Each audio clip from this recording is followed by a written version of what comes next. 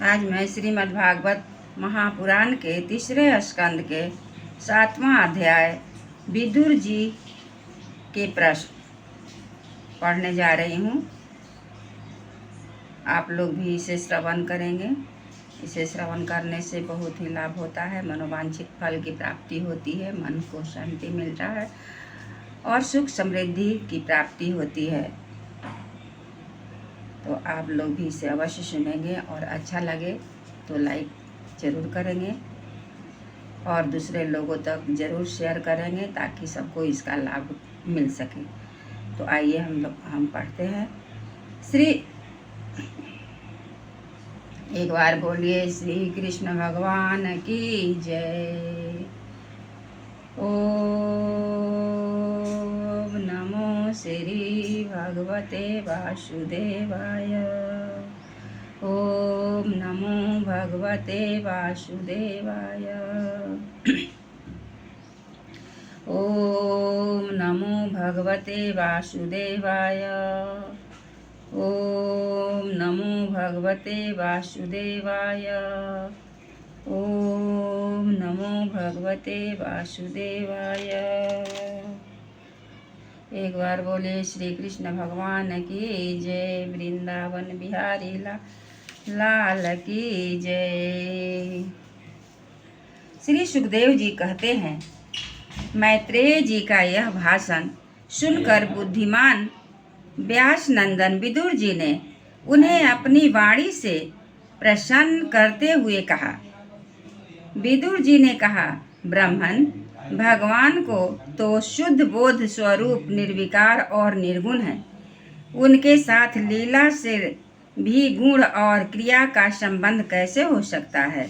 बालक में तो कामना और दूसरों के साथ खेलने की इच्छा रहती है, इससे वह खेलने के लिए प्रयत्न करता है, किंतु भगवान तो स्वतः नित्य तृप्त पूर्ण काम और सर्वदा असंग हैं। वे क्रीड़ा के लिए भी क्यों संकल्प करेंगे। भगवान ने अपनी गुणमयी माया से जगत की रचना की है, उसी से इसका पालन करते हैं और फिर उसी से संहार भी करते हैं। जिनके ज्ञान का देश काल अथवा अवस्था से अपने आप और किसी दूसरे निमित्त से भी कभी लोप नहीं होता, उनका माया के साथ किस प्रकार संयोग हो सकता है। एकमात्र ये भगवान ही समस्त क्षेत्रों की उनकी साक्षी रूप से स्थित हैं। फिर उन्हें दुर्भाग्य या किसी प्रकार के कर्म जनित क्लेश की प्राप्ति कैसे हो सकती है। भगवान, इस अज्ञान संकट में पड़कर मेरा मन बड़ा खिन्न हो रहा है। आप मेरे मन के इस महान मोह को कृपा करके दूर कीजिए। श्री सुखदेव जी कहते हैं, तत्व जिज्ञासु विदुर जी की यह प्रेरणा प्राप्त कर अहंकारहीन श्री मैत्रेय जी ने भगवान का स्मरण करते हुए मुस्कुराते हुए कहा। श्री मैत्रेय जी ने कहा, जो आत्मा सबका स्वामी और सर्वथा मुक्त स्वरूप है, वही दीनता और बंधन को प्राप्त हो। यह बात युक्ति विरुद्ध अवश्य है, किंतु वस्तुतः तो भगवान की माया है।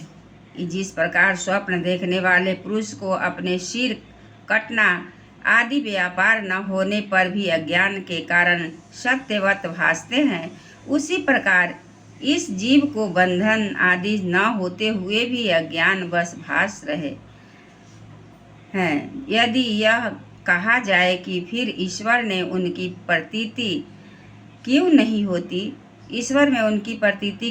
होती, तो इसका उत्तर यह है कि जिस प्रकार जल में होने वाली कंप आदि क्रिया जल में दिखने वाले चंद्रमा के प्रतिबिंब में न होने पर भी भासती है। आकाश अस्त चंद्रमा में नहीं, उसी प्रकार देहाभिमानी जीव में ही देह के मिथ्या धर्मों की प्रतीति होती है, परमात्मा में नहीं। निष्काम भाव से धर्मों का आचरण करने पर भगवत कृपा से प्राप्त हुए भक्ति योग के द्वारा यह प्रतीति धीरे धीरे निवृत्त हो जाती है।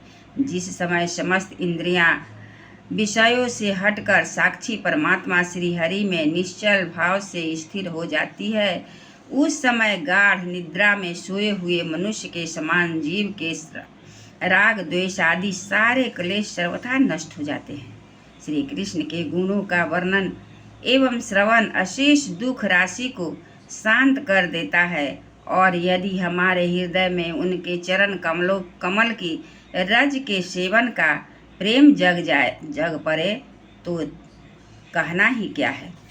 श्री विदुर जी ने कहा, भगवान, आपके युक्त वचनों की तलवार से मेरे संदेह छीन भिन्न हो गए हैं। अब मेरा चित्त भगवान की स्वतंत्रता और जीव की स्वतंत्रता दोनों ही विषयों में खूब प्रवेश कर रहा है। विद्वान,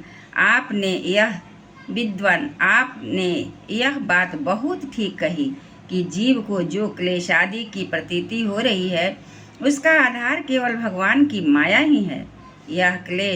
वह क्लेश मिथ्या एवं निर्मूल ही है, क्योंकि इस विश्व का मूल कारण ही माया के अतिरिक्त और कुछ नहीं है। इस संसार में दो ही प्रकार के लोग सुखी हैं, या तो जो अत्यंत मूढ़ अज्ञानग्रस्त हैं, या तो बुद्धि आदि से पतित श्री भगवान को प्राप्त कर चुके हैं। बीच की श्रेणी के संशयपन लोग तो दुख ही भोगते रहते हैं। भगवान, आपकी कृपा से मुझे यह निश्चय हो गया कि ये अनात्म पदार्थ वस्तुतः है नहीं, केवल प्रतीत ही होते हैं। अब मैं आपके चरणों की सेवा के प्रभाव से इस प्रतीति को भी हटा दूंगा।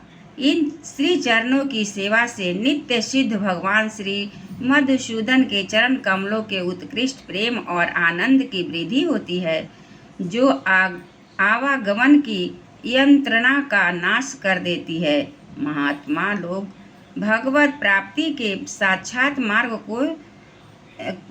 ही होते हैं। उनके यह सर्वदा देव श्री हरि के गुणों का गान होता रहता है। अल्प पुण्य पुरुष को उनकी सेवा का अवसर मिलना अत्यंत कठिन है।